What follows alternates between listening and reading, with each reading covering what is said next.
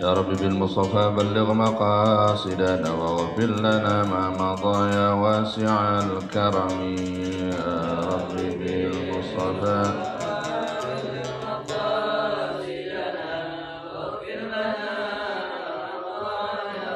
والحبيب الذي ترجى شفاعته بكل هول من الأهوال مقتحم يا رب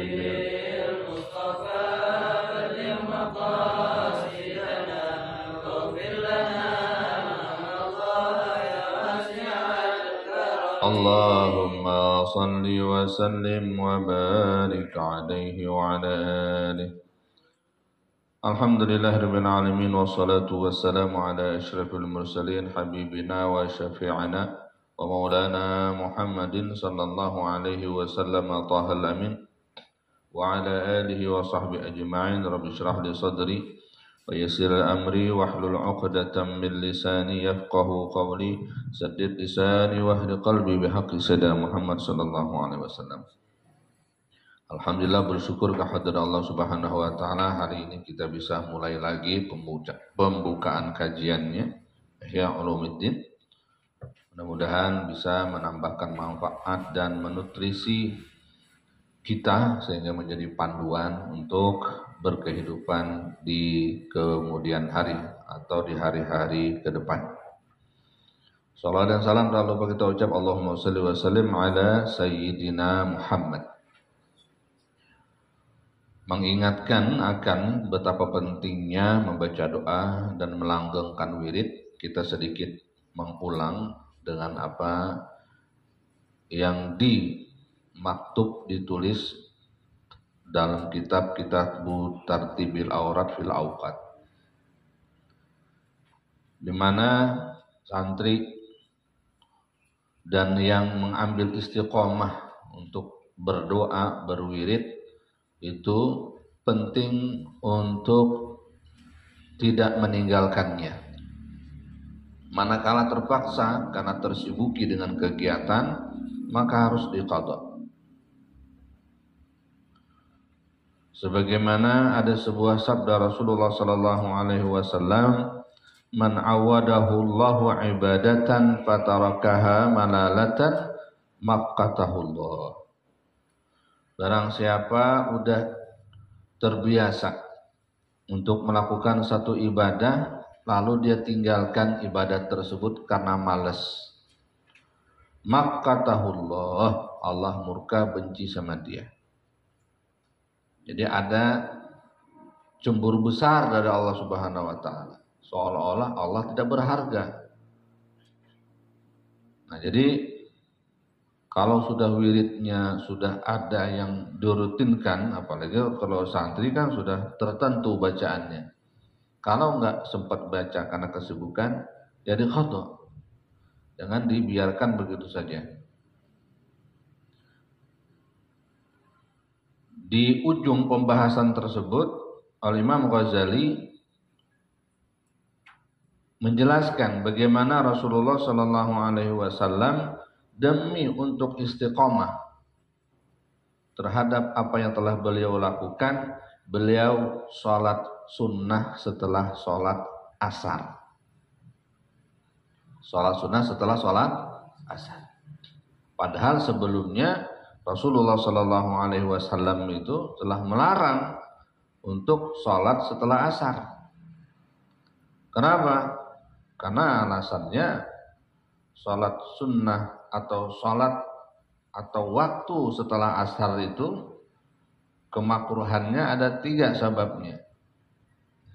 Karena satu, tasyabuh dengan orang yang menyembah matahari atau sujud kepada matahari. Yang kedua, karena itu waktu saatnya muncul tanduk setan. Dan alasan ketiga adalah untuk waktu istirahat dari ibadah yang berupa ibadah pekerjaan fisik. Tujuannya apa?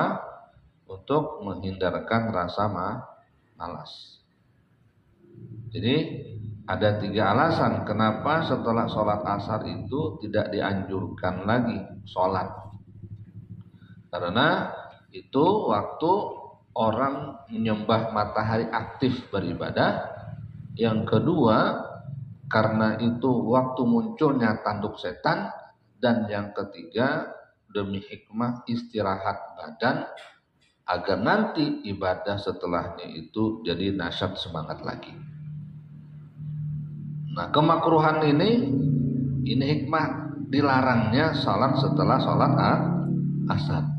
Tapi demi sebuah istiqomah salat ba'diyah zuhur, beliau lakukan qada terhadap salat sunnah tersebut. Karena ketika salat zuhur untuk melaksanakan ba'diyah itu ada tamu. Namanya Nasun min Abdul Qais.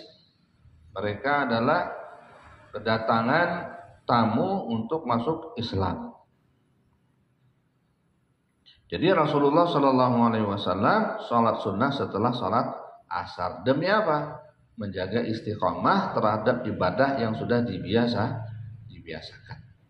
Karena Nabi Shallallahu Alaihi Wasallam sendiri mengatakan, "Man awwadahullahu ibadatan fatarakaha manalatan makkatahullah." Orang kalau udah biasa beribadah, wirid, doa, ditinggalkan karena malas, maka Allah marah murka sama dia. Betul? Nah, menjadi rumus Rasulullah Shallallahu Alaihi Wasallam kalau sudah melakukan ibadah, beliau asbatahu, menetapkannya. Maka sejak setelah kejadian itu Rasulullah sholat sunnah setelah asar, tapi di rumah. Jadi kata Sayyidatuna Aisyah, sejak saat itu beliau habis sholat asar selalu sholat sunnah. Nah, ini kekhususan untuk Rasulullah. Apakah kita contoh? Tidak. Kata Imam Ghazali, apakah ini bisa dicontoh? Tidak. Kenapa? Karena beliau melaksanakannya sengaja di rumah agar tidak dicontoh. Berarti ini adalah kekhususan untuk beliau saja. Dan ingat, beliau kalau sudah melakukan ibadah asbatahu, ditetapkan.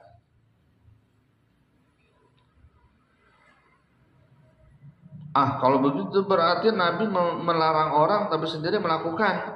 Ingat, beliau Nabi Shallallahu Alaihi Wasallam, beliau punya kekhususan. Dan tadi alasan kenapa dilarang setelah sholat asar itu ibadah. Tujuannya adalah agar tidak tasyabuh dengan para penyembah matahari. Apakah beliau pantas dikatakan menyerupai penyembah matahari? Tentu tidak. Atau apakah beliau terpengaruh dengan tanduk setan? Ya tentu tidak. Apakah beliau perlu istirahat untuk menghilangkan kemalasan? Ya juga tentu beliau tidak termasuk orang yang punya kemalasan dalam ibadah. Jadi ketiga-tiganya ini terhindarkan dari Rasulullah. Maka beliau berhak untuk mendapatkan kekhususan ini. Baik. Yang dijadikan i'tibar bagi kita bukan Nabi sholat sunnah setelah sholat asarnya sebagai rutin setelah itu, bukan. Tapi yang jadi i'tibar bagi kita adalah Nabi Sallallahu Alaihi Wasallam menjaga istiqomah. Betul. Baru kita masuk melanjutkan bab tentang Kitabu Adabil Akal, bab tsani. Bismillahirrahmanirrahim. Qala radhiyallahu anhu al-bab tsani fi ma yazidu bi sababil ijtima' wal musyarakah fil akli wa hiya sab'atun. Bab yang kedua di adab makan. Ini menjelaskan fi ma yazidu bi sababil ijtima', hal-hal adab terkait dengan sebab perkumpulan atau musyarakah barengan dalam makan. Ini adabnya ada 7. Wa qala radhiyallahu anhu al-awwalu, yang pertama, alla yabtadi'a bit-ta'ami wa huwa alla yabtadi'a bit-ta'ami wa ma'ahu man yastahiqqu at-taqdima bi kibari sinnin au ziyadati fadlin illa ayyakuna huwal matbu'u wal muqtada bihi. Pertama adabnya kalau lagi makan ngumpul satu nampan begitu, tidak memulai makan itu sedangkan di satu nampan itu ada orang yang berhak untuk didahulukan. Jadi ada 4 orang ya. Dari 4 orang itu siapa yang layak untuk didahulukan? Selagi orang yang layak untuk didahulukan itu tidak memulai, ya kita jangan mulai. Siapa yang layak untuk memulai makan? Biki barisinnin, dengan usia yang lebih tua. Gitu. Au ziyadati fadlin, atau orang yang memiliki kelebihan keutamaan. Emang sih nggak lebih tua sepantaran, tetapi dia ada lebih terkenal kesolehannya, keilmuannya, kepandaiannya, gitu. Lebih duitnya, biasa kan padol. Ya duluin, dia didahulukan. Illa ayyakuna wal matbu'u wal muqtada bihi, kecuali kamu atau dia di sini ya, semudah-mudahan kita ya, ayyakuna wal matbu', orang yang diikuti atau yang dipanuti. Dan kalau dia belum mulai, orang nggak makan, maka meskipun situ ada orang tua dan lain sebagainya, maka dia yang memulai.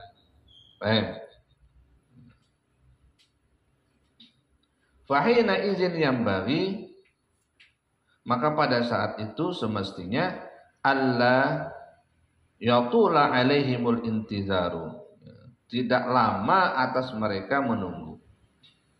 Jadi kalau kita termasuk orang yang diikuti, yang dipanuti, ya udah kita yang mulain makan. Karena kalau kita nggak mulai-mulai, orang jadi kelamaan nungguin. Akhirnya mereka menyebabkan songong. Kelamaan nih Pak Ustadznya. Wah lapar. Luan akhirnya adabnya terlanggar. Iza isra'abu lil akli wajtama'u lahu, apabila mereka emang udah siap ya, untuk makan dan udah pada kumpul. Isra'abu ay tahayya'u wa rafa'u absarahum. Isra'abu itu jadi udah siap, matanya udah tertuju tuh kepada tuh makanan. Sianan orang. Maka kita buru-buru mulai. Paham enggak? Jadi jangan buruk sangka pula orang. Lah dia duluan. Kamu udahan dia. Katanya kan kedua orang tua duluan. Lihat, oh ternyata dia al-matbu' wal muqtada bih. Dia orang yang dipanuti. Jadi kalau dia enggak duluan, orang jadi enggak memulai. Paham tuh yang pertama. Yang kedua, alla yaskutu 'ala ta'ami, tidak berdiam ketika makan itu. Alla yaskutu 'ala ta'am. Jadi lagi makan itu ngobrol gitu. Ngomong. Diam, tahu-tahu hilang dagingnya. Tahu-tahu habis. Ya. Jadi sambil ngomong makan itu. Tapi tentunya makan ngomongnya itu ketika yang di mulut udah pada ditelan. Jangan lagi ngunyah ngomong. Jangan. Jadi udah telan dulu baru ngomong.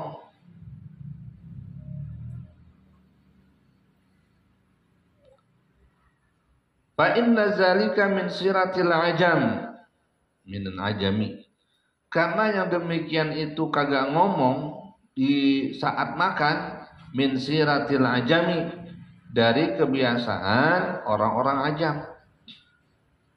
Ya termasuk ajam itu ya Imam Ghazali.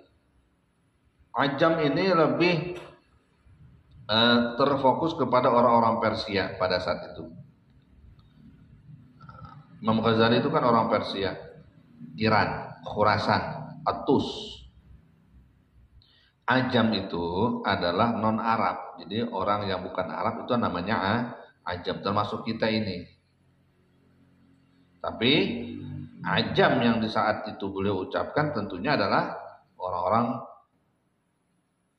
non Arab yang Persia sana, ya. Karena Imam Ghazali mungkin belum tahu ada di Indonesia aja belum lahir pada saat itu. Ya.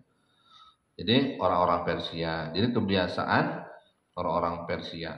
Karena di awal di masa silam itu adat istiadat orang Persia itu ya begitu tersebar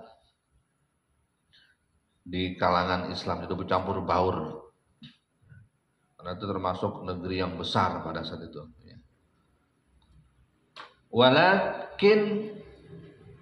Walakin yatakallamu bil ma'ruf. Tapi berbicara saat makan itu dengan hal-hal yang baik. Wa yatahaddatsuna bihikayatis shalihin, dan berbicara tentang cerita-cerita orang soleh. Fil at'imah wa ghairiha, baik cerita tentang urusan makan atau cerita selain urusan makan. Agar apa? Liya'tabiru bizalik, agar bisa mengambil i'tibar. Jadi ketika makan aja ada dapat ilmu, cerita. Ya, untuk kalimat-kalimat senang. Jadi semangat makan. Jadi ketika mau makan senang, enggak cuma senang makannya tapi senang, oh nanti ada cerita nih gitu. Loh kemarin kan sudah cerita, kamu cerita lagi dong. Ya enggak punya cerita. Ya, terus gimana? Kalau ngablu aja gimana? Ah, boleh, apa? Gimana ceritanya? Gini, dulu ada ceritanya teman sama teman. Nah, terus yang satu teman ini ngiri pada teman satunya, kok bisa sholat subuh berjamaah terus gitu di masjid. Dia termasuk ilmunya ya setara, tapi kok bisa sholat berjamaah di masjid terus gitu. Usut punya usut ditanya, kok kamu tipsnya apa? Bisa sholat subuh berjamaah terus di masjid. Ya. Kata temannya itu, istri saya 2. Gitu. Jadi mereka itu saling berlomba-lomba untuk membangunkan saya. Wah, boleh juga tipsnya nih. Akhirnya temannya nggak lama kemudian nikah lagi. Tujuannya apa? Agar bisa sholat subuh berjamaah di masjid. Begitu nggak lama kemudian bener aja dia sholat subuh di masjid. Lalu duluan dari aneh nih. Iya, kenapa? Ya gua nggak boleh tidur di rumah sama bini gua, gitu. Aja tidur di masjid. Yang satu marah, akhirnya nggak punya tempat buat tidur di masjid. Habis makannya, ini cerita. Jadi lagi saat makan itu ada hikayat-hikayat. Walakin la yatakallamu wa huwa yamdagul luqmah, tapi tidak berbicara dalam syarahnya ini ya, saat dia sedang mengunyah makanan. Kenapa? Farubbama yabdu minhu syai'un fayaqzirut ta'am. Karena bisa jadi saat makan itu ya, apa yang di mulut bisa lompat. Bisa lompat. Nah, jadi jijik. Jadi adab yang kedua ketika lagi makan boleh ngobrol. Ya. Ngobrol-ngobrol, tapi obrolan yang bermanfaat. Karena diam saat makan itu, kata Imam Ghazali, itu kebiasaan orang Ajam. Ya, termasuk beliau sendiri. Imam Ghazali kan orang Ajam, bukan orang Arab. Dan Imam Ghazali ini makamnya itu diperselisihkan. Ada yang mengatakan di Baghdad, ada yang mengatakan di Tus sendiri. Dan di Baghdad itu ada makam Imam Ghazali. Cuman kata sejarawan, orang Baghdad sendiri, yang di Baghdad itu adalah orang alim, cuman dikasih gelar juga Al-Ghazali gitu. Jadi yang lebih akurat itu adalah makamnya yang ada di Tus atau di Iran sana. Cuman tidak seterawat yang ada di Baghdad. Allahu a'lam. Tapi yang jelas ilmunya sudah sampai ke kita. Ya.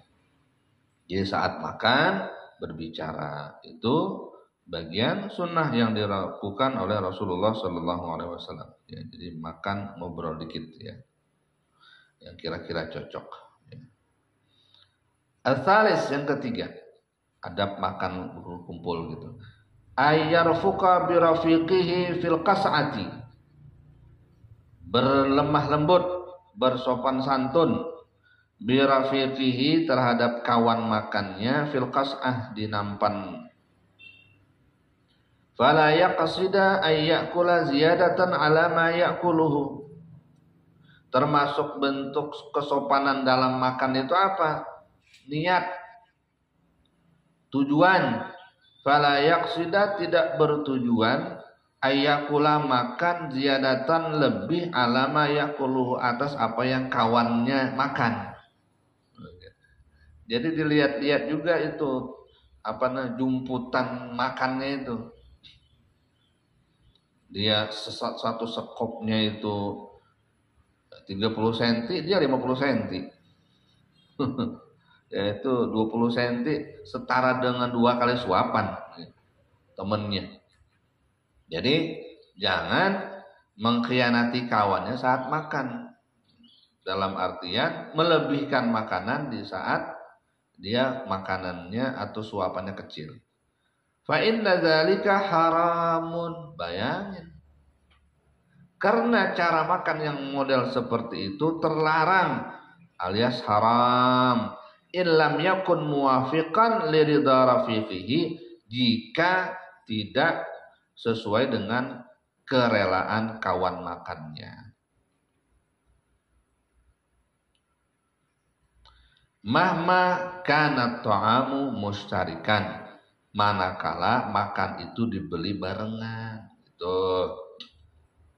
Jadi kalau makan patungan bayarnya bareng-bareng. Lauknya bareng-bareng belinya. 5.000 beli lauk. Banyakan dia. Tapi hati temannya itu enggak rela, maka apa yang dia makan haram. Tuh. Padahal makanannya halal, tapi karena salah cara makanannya jadi bernilai haram. Tapi kalau yang di dapur gimana, Ustaz? Yaitu minimal makruh karena dia sudah tidak baik dalam cara makan. Gitu. Bal yambaghi ay yaqsidal itsara.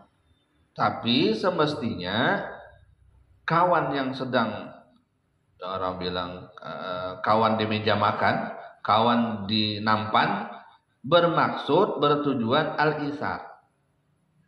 Saya niat makan satu nampan dengan kawan saya ini untuk mengamalkan sunnah Rasulullah, yaitu al-isar, mendahulukan yang lain. Nah itu jadi kita dapat pahala besar itu, pahala sunnah. Kalau dalam Al-Quran itu kan ibadah isar ini dipuji oleh Allah Subhanahu wa taala. Kalau sahabat ibadah isarnya mendahulukan orang lain itu mahal. Dia punya rumah, rumahnya dikasih sahabat yang lain, untuk orang-orang Madinah itu. Teman-teman yang pindah dari Muhajirin datang ke Madinah nggak punya rumah. Orang Madinah rumahnya dikasih. Ikhlas. Dan anak keturunannya juga begitu, ikhlas juga. Jadi nggak pernah ngungkit kebaikan bapaknya. Makanya mereka dipuji oleh Allah dalam Al-Quran. Wa yu'thiruna ala anfusihim walau kana bihim khasasah. Allah puji dalam Al-Quran. Mereka mendahulukan sahabat-sahabat Muhajirin sekalipun mereka butuh terhadap apa yang mereka berikan. Luar biasa. Nah, kita nggak bisa melakukan isar ibadah mendahulukan orang lain dalam hak, ya. Kita lakukan itu ketika makan. Kasih kedua. Udah, silakan duluan. Wala ya'kula tamrataini fi duf'atin. Dan kalau yang dimakan itu seumpama kurma, jangan sekali makan 2 kurma sekaligus. Itu sama aja tadi, suapannya itu, sekopnya itu ya disamain gitu, dikira-kira yang lebih besar. Kan ada tuh kalau makan 4 orang, perasaan saya baru 3 kali suap, dia udah cedokannya banyakan dia. Nah itu tahu cedokannya, area yang sudah habis membesar dari wilayah teman kita di situ. Nah, kita baru 2-3 kali ya ciduk, dia udah banyak. Ternyata dia cuman masukin ke mulut, ya kiri kanan depan belakang gol masuk. Illa iza fa'alu zalika, kecuali apabila mereka kawan-kawan makan itu begitu, sekali makan 2 korma, lah kita 2 korma juga gitu. Awis ta'zanahum, atau mereka mengizinkannya, atau kita ya, minta izin sama mereka. Ya, silakan dong kalau gitu. Ya tentunya kalau yang model seperti ini sudah tahu sama tahu dalam makan itu. Udah kebiasaan, udah bestinya. Ya, kalau udah makan sama dia aja, udah ada paham sama paham dah tuh.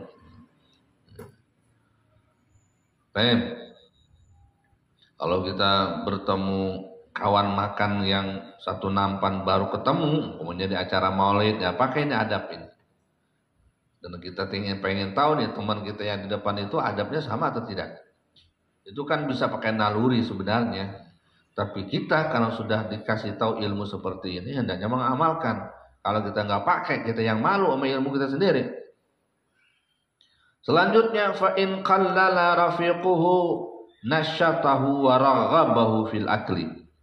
Apabila mempersedikit rafiquhu, ya, teman makannya itu artinya agak lemot gitu, makannya rada-rada malas atau apa gitu ya. Nasyatahu wa raghabahu, maka dia kasih semangat dan dikasih motivasi fil akli, dimakan itu. Wa qala lahu, dan berkata, qul, ayo makan. Ya. Diam aja. Wala yazidu fi qawlihi qul ala salasa marat. Dan adab selanjutnya, ketika kita nyuruh kawan makan itu, jangan lebih dari kata-kata silakan makan atau ayo makan, ayo terusin, ya, lebih dari 3 kali. Ya, ngaji ngajakin nyemangatin makan itu jangan lebih dari 3 kali.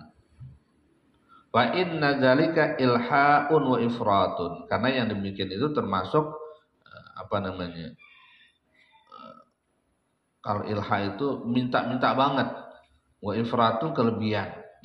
Dalam urusan makan jangan begitu. Ya udah silakan aja. Enggak usah makan dong, ini dong. Jadi terlalu remeh-temeh untuk urusan makan sampai lebih 3 kali nyuruh makan. Enggak segitu. Berarti kayak penting banget gitu. Enggak usah, kalau orang enggak suka ya sudah. Jadi jangan kita mementing-mentingkan sesuatu yang tidak terlalu penting. Itu semuanya mengikuti akhlak baginda Rasulullah sallallahu alaihi wasallam. Karena Rasulullah sallallahu alaihi wasallam iza khutiba fi syai'in salasan lam yuraji' ba'da salasin. Rasulullah sallallahu alaihi wasallam itu apabila perlu mengkhitab, ada sesuatu yang perlu dikhitab, artinya diajak bicara, diajak komunikasi, fi syai'in tentang sesuatu salasan, diulang hanya sampai 3 kali. Ada sesuatu yang dibicarakan kepada orang, ya, itu diucapkan 3 kali. Lam yuraji' ba'da salasin, dan beliau tidak mengulang lagi kalau sudah diucapkan 3 kali tersebut. Luar biasa. Jadi kita berada dalam sunnah, berbicara pakai sunnah. Wa kana sallallahu alaihi wasallam, diriwayatkan ya, kata Imam Ghazali, beliau itu sallallahu alaihi wasallam yukarrirul kalama salasan. Kalau mengulang-ulang pembicaraan selalu diulang 3 kali. Itu kalau sudah penekanan makna ya, beliau ulang 3 kali. Falaisa minal adabi az-ziyadatu alaihi, maka bukan termasuk adab Rasulullah sallallahu alaihi wasallam yang kita panuti dan kita ikuti ngomong sampai mengulangi lebih daripada 3 kali. Kita juga kalau diajak begitu jadi bosan juga. Ketika bosan itu sudah jadi enggak menghargai nanti. Fa ammal halafu alaihi bil akli fa mamnu'un. Adapun terlalu memerintah, artinya sampai sumpah-sumpah begitu ya, atau menyuruh dengan tekanan yang sangat berharap banget, famamnu'un, itu dilarang. Qala Al-Hasan ibnu Ali radhiyallahu anhuma, at-ta'amu ahwanu min ayyahlifa alaih. Makan itu urusan yang terlalu remeh-temeh. Jangan sampai bersumpah-sumpah untuk menyuruh orang makan. Wallahi kul gitu.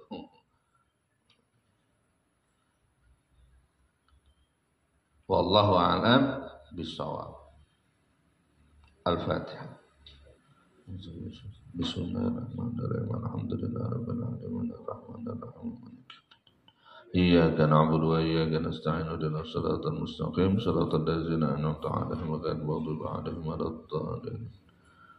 Bismillahirrahmanirrahim. Allahumma shalli wa sallim ala sayyidina Muhammadin miftahi babi rahmatillah adada babi ilmillah salatan wa salaman daiman bidawami mulkillah wa ala alihi wa sahbihi. Allahumma ij'al fi ta'atika farahi wa sururi wa fi mardatika jami'a umuri. Allahumma ya 'alim bihalati wa muttali' يقضي جميع حاجاتي واغفر ذنوبي وسيئاتي وتجاوز عن خطيئتي وزلاتي وتقبل جميع حسناتي وسامحني فاكتبني في ديوان ساداتي واسلك بي سبيل نجاتي في حياتي ومماتي. اللهم إني طامع في عطاك مستسلم لقضاك فاكتبني من أولياك واسلك بي سبيل هداك والحقني بأصحابك. وصلى الله على سيدنا محمد النبي وعلى آله وصحبه وسلم. الحمد لله رب العالمين.